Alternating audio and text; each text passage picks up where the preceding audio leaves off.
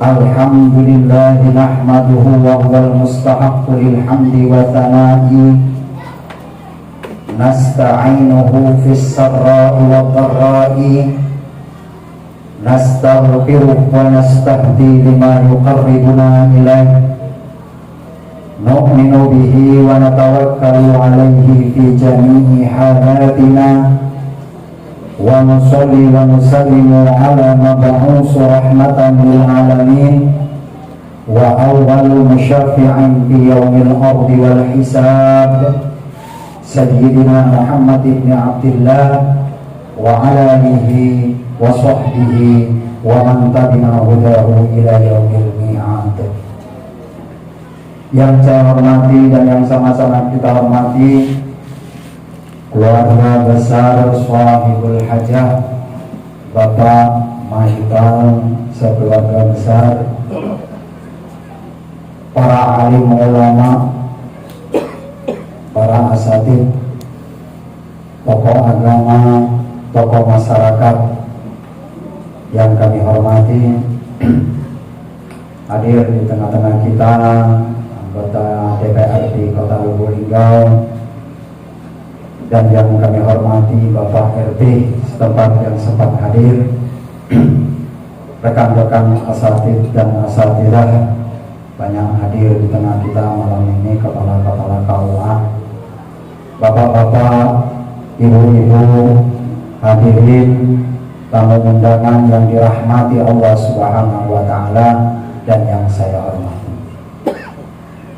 Puji syukur marilah kita panjatkan kehadirat Allah Subhanahu wa Ta'ala atas limpahan rahmat, nikmat, inayah serta maunanya kepada kita semua. Shalawat dan salam kepada junjungan kita Nabiul Karim Muhammad sallallahu alaihi wasallam beserta keluarga, sahabat dan pengikut setia beliau sampai akhir zaman. Bapak Ibu, alhamdulillah malam ini kita berkumpul bermuajahah di kediaman Bapak Mahifal dalam rangka acara Walimatus Safar. Jadi kalau tidak salah, walimah itu acara, safar itu perjalanan. Banyak yang bertanya, umumnya walimah itu diadakan setelah, misalnya walimatul aqiqah, setelah penyembelihan aqiqah baru walimah. Kemudian ada juga misalnya walimatul khitan, setelah anak itu disunat dulu baru walimah. Walimatul nikah, setelah acara akad nikah walimah. Namun tradisi di negeri kita Indonesia, khususnya untuk safar haji, walimahnya duluan. Bapak Ibu hadirin yang saya hormati, ini adalah wujud syukur rahmat Allah Subhanahu wa Ta'ala. Alhamdulillah beliau dipanggil menjadi tamu Allah melaksanakan haji ke Baitullah. Karena melihat antrian dan kuota, ada yang mengatakan bahwa dari 1000 penduduk Indonesia ini cuma sikok yang pacak berangkat. Semoga yang dalam taruh ini termasuk yang pacak berangkat. Amin. Bapak Ibu hadirin yang saya hormati, jadi kalau syukuran itu sama halnya juga dengan selamatan. Kita kadang-kadang Pak kita ini ribut gara-gara kata. Ado calon, ado belajar misalnya kan. Nah gara-gara kata kadang-kadang kita ribut, kadang salah paham atau pahamnya yang salah. Jadi yang jelas, la in syakartum la azidannakum wa la in kafartum inna adzabi lasyadid. Kalau kamu bersyukur atas nikmatku, kata Allah, maka akan aku tambah nikmat itu. Tapi kalau kamu ingkari, azabku sangat pedih. Ketika Allah memanggil untuk melaksanakan haji ke Baitullah, ini merupakan nikmat. Jadi mensyukuri nikmat itu, berharap Allah Subhanahu wa Ta'ala menambah nikmat tersebut dengan mungkin memberi perlindungan, kenyamanan, keselamatan dalam melaksanakan ibadah haji. Bapak Ibu hadirin yang saya hormati, kalau masalah panggilan, ngapa belum berangkat, belum panggilan haji ini lalamo. Nabi Ibrahim alaihissalam dari atas Jabal Abi Qubais itu sudah memanggil. Nah tinggal respon kita, memenuhi panggilan itu, jawab panggilan. Ada yang tidak memenuhi panggilan ini, duit ada ya, tapi badan larengkau. Ada badan sehat tapi sencur. Karena ibadah haji ini Pak adalah ibadah akbar. Karena di dalam ibadah haji ini terpaut 3 hal. Ibadah badaniyah, ibadah maliyah, ibadah ruhiyah. Di dalam ibadah-ibadah kita ada yang titik tekannya itu pada fisik, badan, seperti sholat, puasa. Ini ibadah badaniyah. Ada ibadah yang titik tekannya dibutuhkan dana, biaya, duit. Inilah ibadah sedekah, zakat, infak dan seterusnya. Kemudian ada pula ibadah yang titik tekannya pada roh, seperti i'tikaf, berzikir, tahannus. Ini disebut ibadah ruhiyah. Nah, ibadah haji ini tiga-tiganya terangkum di situ. Ruhiyah, badaniyah, dan maliyah. Kalau tiga ini tidak terpenuhi, maka tidak wajib haji. Contoh, sehat, waras, badan kuat, tapi tidak kasih duit, tidak wajib. Jadi mohon maaf, bukan ngeritik, kurang pas pemerintah memberangkati wong umroh Pak. Karena ketika dia belum mampu melakukan perjalanan ke situ, wong ini tidak wajib dan tidak juga kita wajib memberangkatkan dia. Apa kewajiban kita? Malah kewajiban kita nampal riuknya. Berapa ongkos umroh sekarang Pak Agus Salim? 30 lebih kan? Kambing tengiki itu harganya 500. 30 juta dibeli kambing, dapat 60 ribu. Kabarnya kambing setahun beranak 2 kali. 60 kali 2, 120. 3 tahun dia pacak berangkat umroh. Aku sedih ada di dekat kami. Dia digawe ngoro, berangkatlah umroh. Pas balik, tidak katanya nyebut naik ojek, malah ngulang ngorot lagi. Nah, jadi Bapak Ibu lebih utama kita nampal periuknya dulu, memberi jalan dia untuk umroh. Jadi maliyah. Kemudian badaniyah. Ketika dia mempunyai kemampuan untuk berangkat ke Mekah, kemampuan di sini adalah biaya. Punya biaya ongkos untuk pergi, untuk ditinggal. Aku ini belum punya biaya Pak, duit aku belum cukup, jadi aku belum wajib. Ukuran wajibnya itu diukur mampu Pak. Kalau nak nunggu duit numpuk di lemari, dapat set beli mobil, dapat set bangun bedeng, dapat set beli kebun pala. Kapan duit itu ngumpul? Ketika dihitung mampu melakukan perjalanan dan juga mampu meninggalkan bekal untuk di rumah dan tidak mengganggu penghidupan, maka hukum haji sudah wajib terhadap orang tersebut. Bapak Ibu hadirin yang saya hormati, kemudian ada pula haji abidin. Nah, sudah tertiba Ali Rawasi haji abidin. Karena katanya ada haji soke, sokongan wong akeh. Ada haji abidin, haji atas biaya dinas. Nah, macam mana yang ini? Maka orang-orang yang diberangkatkan sebagai petugas panitia membayar hajinya dengan tenaganya. Nah, jadi jangan ongkang-ongkang santai di situ. Dia diberangkatkan, maka untuk menyempurnakan maliyahnya ini, dia membayar itu dengan melayani jemaah haji menjadi panitia. Kalau dia tidak melayani, maka timpang haji dia. Bapak Ibu hadirin yang saya hormati, mungkin aku tidak mengurai tentang cara rukun wajib haji. Yang pertama, manasik sudah berapa kali. Yang kedua, kata nambah hipal tadi lah ngomong, kalau dia alumni pondok pesantren Darussalam Lampung, ya, mungkin lah berapa kali tamat bab haji. Yang jelas, walillahi 'alan nasi hajjul baiti man istata'a ilaihi sabila. Allah mewajibkan kepada manusia untuk melaksanakan haji ke baiti, Ka'bah. Nah, Ka'bah ini disebut dalam Al-Quran Baitun Rumah. Dan kapan Ka'bah dibangun? Ka'bah ini Pak sudah ada sejak Nabi Adam alaihi salam. Ngapa Nabi Adam juga haji? Kayak qala wa qila dalam riwayat Nabi Adam itu pergi haji 40 kali.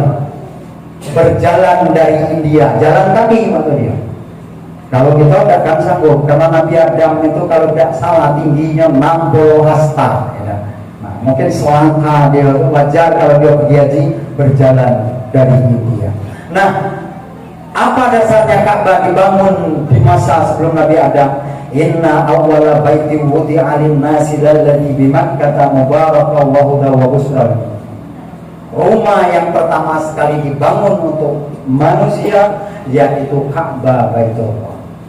Nah, kemudian masa Nabi Nuh banjir bandang, Ka'bah diangkat ke langit yang ketiga. Nah, sampai masa Nabi Ibrahim, Allah perintah lagi untuk bangun lagi Ka'bah itu.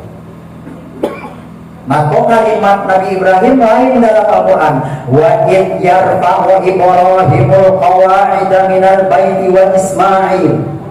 Tatkala Nabi Ibrahim meninggikan qawa'ida. Qawa'ida itu jamak dari qa'idun, artinya rais, pondasi. Ketika Nabi Ibrahim meninggikan lagi rais Ka'bah, pondasi Ka'bah, dibantu oleh Ismail. Nah, inilah dasar kalau Nabi Ibrahim alaihi salam itulah mereka. Dan kemudian Hajar Aswad itu diturunkan di atas Jabal Abi Qubais oleh malaikat Jibril. Bapak Ibu hadirin yang saya hormati, jadi Ka'bah ini adalah simbol. Ibadah haji adalah drama kosmik simbolik. Di situ banyak simbol-simbol dan bagiannya nampak tilas. Kita datang ke situ, ibadah haji itu Pak cuma ibadah badania, rohiyah, dak katik kauliah. Wah takut aku dak pacak baca, dak katik bacoan. Sampai di Ka'bah, itari Ka'bah. Setelah itu sa'i, waktu wukuf diam di padang Arafah, selesai ibadah haji kita. Dia tidak ada kauliah, ada bacaan-bacaan yang disunatkan. Kalau tidak baca, pakai bahasa kita. Ngeliling Ka'bah itu, tawaf itu sama dengan sholat. Bedanya tawaf dengan sholat, ketika tawaf kita boleh ngomong. Maka kalau kita ngomong-ngomonglah yang baik. Jadi dari Hajar Aswad sampai Maqam Ibrahim, subhanallah, walhamdulillah, wala ilaha illallah, Allahu akbar. Sampai rukun. Kemudian selanjutnya Rabbana atina fid dunya, sudah selesai. Bapak Ibu hadirin yang saya hormati, jadi Ka'bah itu adalah simbol. Seperti kitab sejagat dirangkum menjadi Al-Quran. Al-Quran terangkum menjadi hatinya surat Yasin. Surat Yasin terangkum menjadi Al-Fatihah. Al-Fatihah terangkum dalam Bismillah. Bismillah terangkum dalam titik. Nah, itu.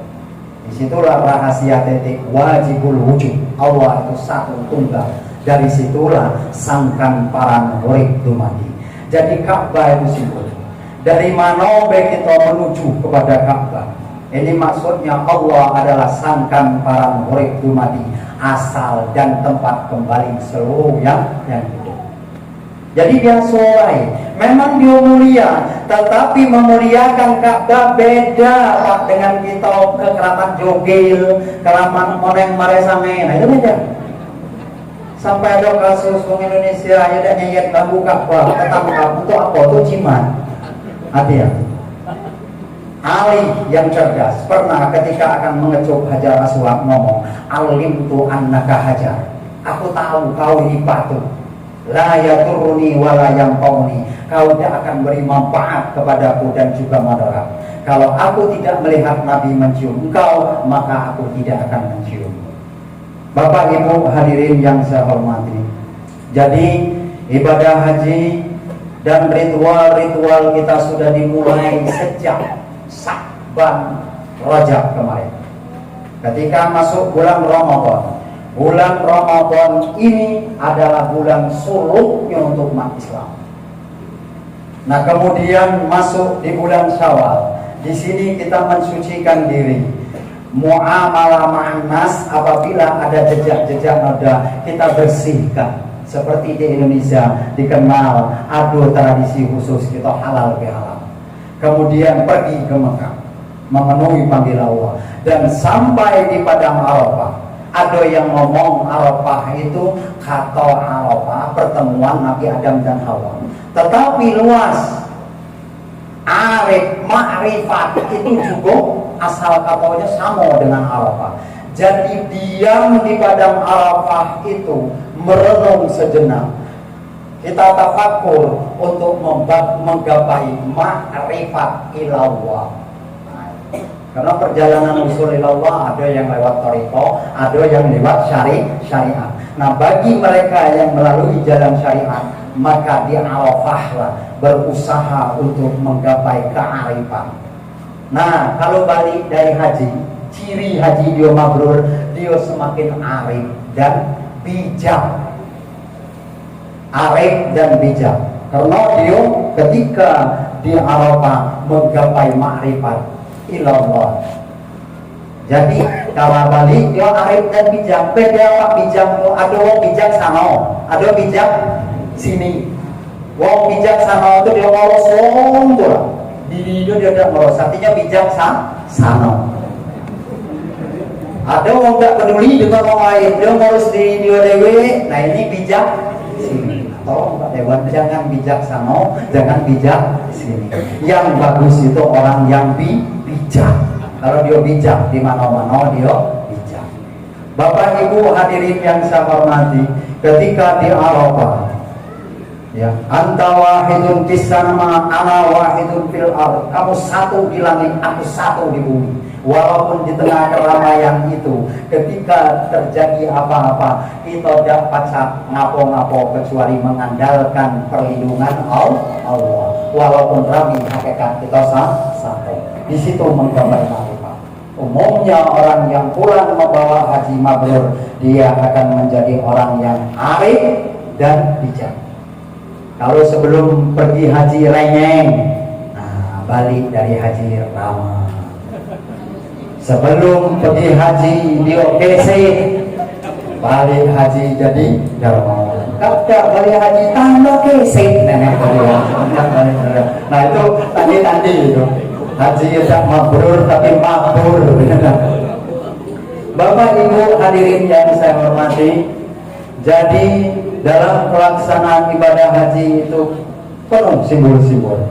Dan tujuan ibadah haji, kalau di dalam tafsir Ibnu Abbas itu ada 3. Yang pertama, lil ibadah. Yang kedua, lit tijarah. Yang ketiga, untuk bermusyawarah.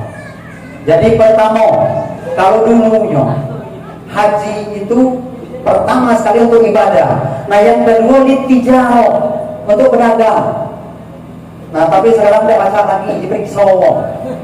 Zaman dulu ada gaji dalam Bandung, kalau pergi haji sampai 2 tim bawa rokok udah garam. Balik separuh berapa haji itu berbalik.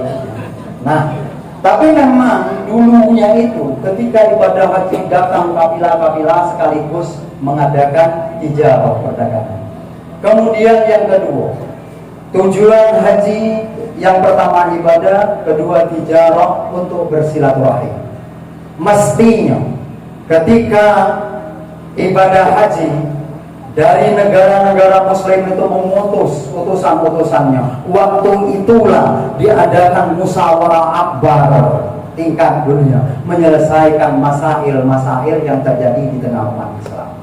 Bapak Ibu hadirin yang saya hormati, kita hadir di sini sama-sama mendoakan semoga Bapak Mahifal beserta istri dimudahkan Allah dalam melaksanakan ibadah haji dan kembali membawa haji yang mabrur.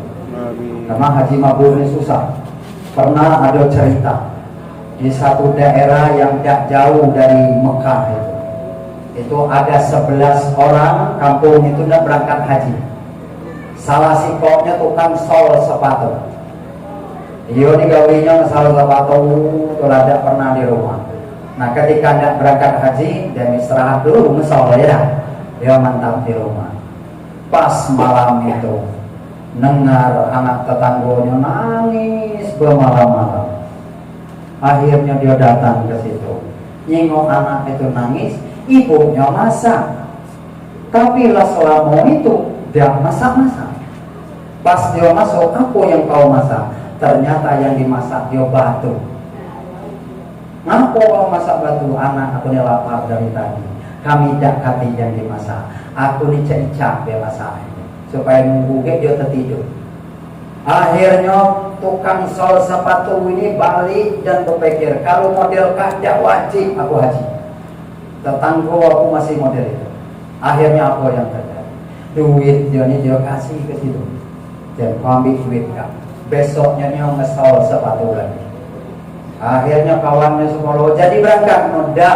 Berangkatlah kamu. Berangkat kawan sekolah. Ketika di Mekah 10 orang dari kampung Kak bermimpi kalau haji mereka 10 dak kata yang mabrur kecuali haji tukang sol sepatu itu tadi. Jadi dari sekarang yang jelas fokus bahwa pergi ke Mekah Al-Mukarramah ke Ka'bah ingin melaksanakan haji, memenuhi panggilan Allah. Wahai Pak Ustaz ujian kali-kali berbalas banyak. Ada wang nyongos nak jauh Ka'bah tu tahu tinjuan. Hanya tak juga dapat. Memang ada.